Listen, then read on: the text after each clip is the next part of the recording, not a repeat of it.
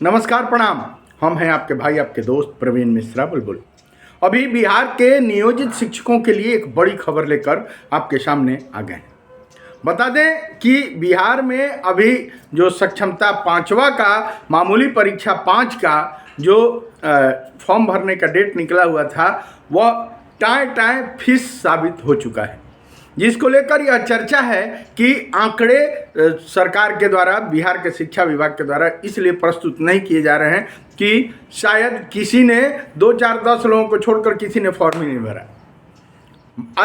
सुन के आश्चर्य हो रहा होगा कि अब जो नियोजित शिक्षक बचे हुए हैं, जो 24 कैरेट सोना बचे हुए हैं, जो 110% जो जानकार हैं, टैलेंटेड हैं, वही लोग बचे हुए हैं। और वे लोग जानते हैं कि अपना ग्रेड पे नहीं छोड़ेंगे। ग्रेजुएटी जो इतना दिन नौकरी किए, जो लाभ मिलना है 10 लाख का, वह नहीं छोड़ेंगे। और उसको लेकर एक बड़ी अहम खबर सबसे पहले आपको बताने जा रहे हैं। तो सबसे पहले इस न्यूज़ को, इस खबर को ज़्यादा से ज़्यादा शेयर कीजिए उन नियोजित भाइयों में, ताकि यह बात सबको समझ में आ सके और सभी लोग अपनी अपनी रक्षा कर सकें। अपनी जो कमाए हैं, मजदूरी जो किए हैं, ग्रेजुएटी जो 20 साल 15 साल से जो नौकरी कर रहे हैं और वह अभी तक सुरक्षित हैं। जब तक संविधान रहेगा तब तक वे लोग बने रहेंगे। और एक आदमी भी नियोजित रहेगा तो उनकी नौकरी कोई नहीं ले सकता, कोई माई का लाल नहीं ले सकता, क्योंकि वे बिहार के मुख्यमंत्री नीतीश कुमार जी ने कहा है और उनके कहने पे वे आज भी रुके हुए हैं। बिहार के मुख्यमंत्री, तेज तर्रार मुख्यमंत्री, तेजस्वी मुख्यमंत्री, सबसे पढ़े लिखे मुख्यमंत्री, मैं बार बार कहता हूँ, नीतीश कुमार जी ने कहा था कि हम ही ने दिया है, हम ही देंगे। उन्होंने यह भी कहा था कि बिहार के नियोजित शिक्षक नहीं बल्कि हमारे नियमित शिक्षक 60 साल के शिक्षक हैं। और उन्हीं के कहने पर सभी नियोजित भाई 24 कैरेट सोना आज भी 110% अपना वेतनमान जो 2015 में मिला है उसको बरकरार रखे हुए हैं और किसी ने फॉर्म नहीं भरा। आश्चर्य की बात यह है कि जो लोग फेल हो गए थे या कतिपय कारणों से जो लोग अनुपस्थित थे परीक्षा में या किसी भी प्रकार से जो लेट पहुंचे थे और किसी भी तरह उनका रिजल्ट नहीं आया था, वे लोग भी बच गए हैं।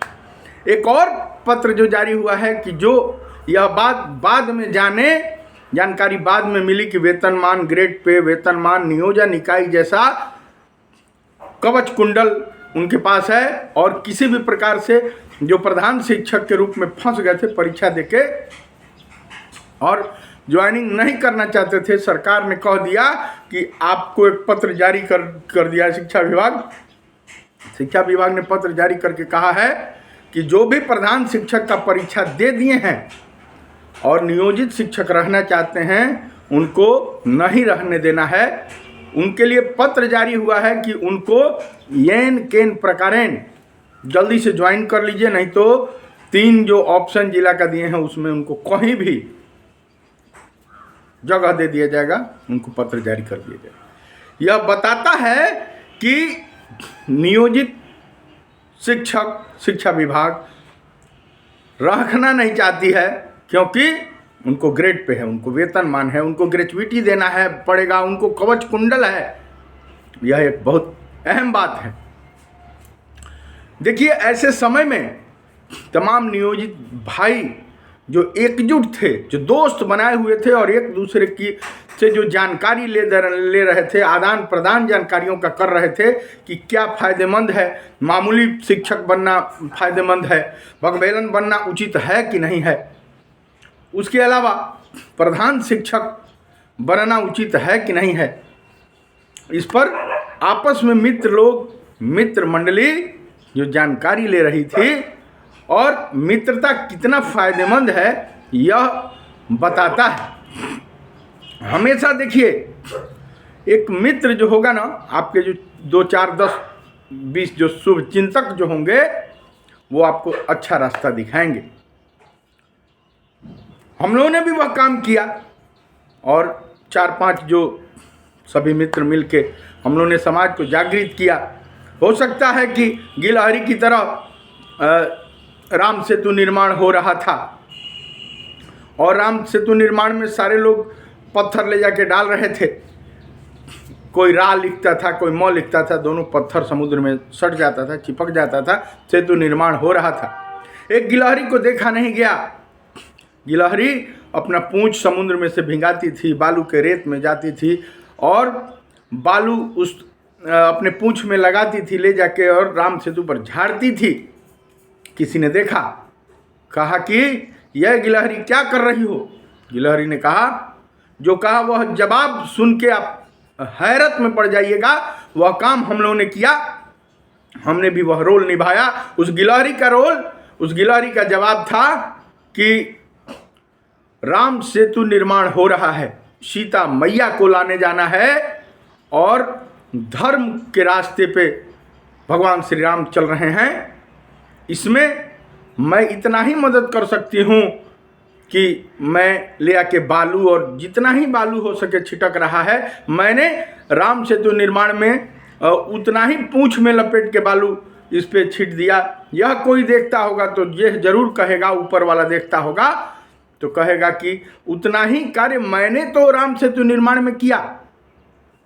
तो वह सहयोग गिलहरी ने किया कि अपने पूंछ में बालू रेत से उठा कर लेके आती थी, झाड़ती थी। तो यह होता है सहयोग। हमने भी वह सहयोग किया और भी कई मित्र हैं जिन लोगों ने सहयोग किया। और जो बचे हुए जो नियोजित शिक्षक हैं, जो किसी भी प्रकार से बच गए, वो भाग्यशाली हैं, मस्त हैं, ज़बरदस्त हैं।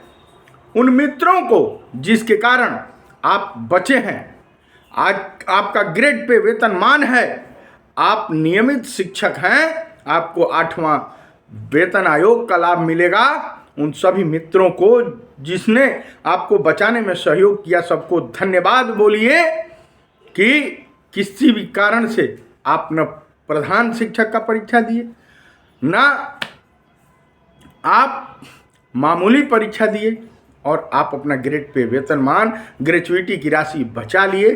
सभी मित्रों को धन्यवाद दीजिए। देखिए मित्र का कितना इंपॉर्टेंस होता है। एक छोटी सी कहानी आपको बताएंगे। एक बार एक मुर्गा और मुर्गी एक जगह रहते थे।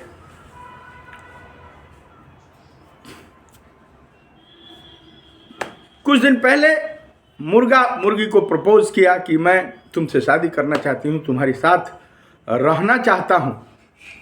मुर्गी बोली कि तुम्हारा कोई दोस्त है? मुर्गा बोला कि मेरा कोई दोस्त तो नहीं है। तो मुर्गी ने कहा कि जब तक तुम्हारे कोई दोस्त नहीं होंगे तब तक मैं तुमसे शादी नहीं करूँगी, मैं तुम्हारे साथ नहीं रहूँगी। मुर्गा बड़ी दिल जान से चाहता था मुर्गी को। खैर मुर्गा कुछ दिन का समय मांगा, बोला कि ठीक है कुछ दिन का समय दो, मैं दोस्त बना लूँगा। गया और 3 दोस्त बनाया। पहला दोस्त एक कछुआ को बनाया, दूसरा दोस्त एक टिटहरी को बनाया जो टिटी टिटी टिटी बोलती है, और तीसरा दोस्त उस जंगल के राजा को बनाया। और फिर आया, फिर मुर्गी के पास आया, बोला कि मैं दोस्त बना चुका हूँ। मुर्गी बहुत खुश हुई, कही कि ठीक है मैं अब तुमसे शादी करूँगी, और वे लोग रहने लगे। कुछ दिन बाद मुर्गी ने 3 अंडे दिए,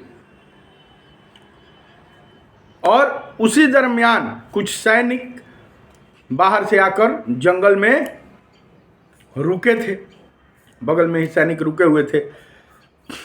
सैनिकों का झुंड रात हो गया तो वहीं रह गया, ठहर गया। रात को खाने के लिए कुछ भी नहीं था। सैनिक इधर उधर भटक रहे थे, तभी मुर्गी के उस घोंसले में वो अंडे दिखाई दिए। मुर्गी का अंडा वो लोग लेना चाह रहे थे, सोच रहे थे कि यही खाकर और पेट भर लें। मुर्गी ने तत्काल मुर्गा को बोला कि देखिए स्वामी, जल्दी अपने दोस्तों का मदद लीजिए। इतने में मुर्गा कुकड़ू को चिल्लाने लगा। तीनों दोस्त उपस्थित, 2 दोस्त जो थे वो उपस्थित हुए। टिटेरी से बोला कि टिटेरी मैं तो फंस गया हूँ, क्या करूँ, ऐसे ऐसे सैनिक आके और चाह रहे हैं कि मेरे अंडे को खा जाएं।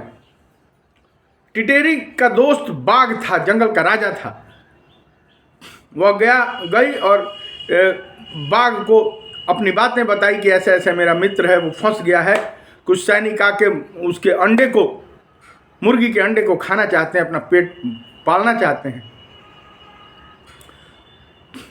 बाघ उधर से दौड़ा बड़ी तेजी से, इधर कछुआ जो था वह निकला और निकलकर आ गया इन सैनिकों के सामने। इतना सुंदर कछुआ देखकर सैनिक उसको पकड़ने के चक्कर में लग गए। तभी वह दलदल में धीरे से सरकता हुआ चला गया। सभी उसको पकड़ने के पीछे सैनिक जाके दलदल में फंस गए। बाघ आया और आकर सभी सैनिकों को खा गया। इस प्रकार मुर्गी का जो अंडा था उसका रक्षा हो पाया। कहने का अर्थ यह है कि हमेशा जो नियोजित भाई हैं वे मित्रों के वजह से, दोस्तों के वजह से, अच्छे दोस्तों के वजह से आज ग्रेड पे वेतनमान बचा पाए हैं, आज सकुशल बच पाए हैं।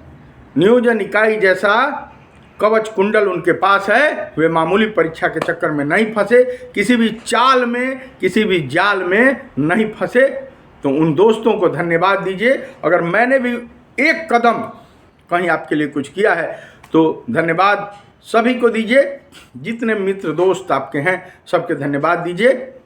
चलिए, आप बहुत भाग्यशाली हैं, मस्त हैं, ज़बरदस्त हैं, सभी नियोजित मस्त हैं।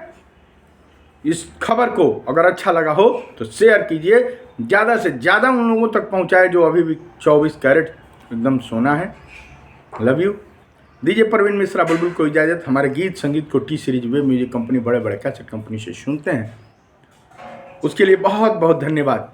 फिर चलते चलते कहेंगे कि छोड़ेंगे ना हम तेरा साथ ओ साथी, मरते दम तक छोड़ेंगे ना हम तेरा साथ ओ साथी, मरते दम तक।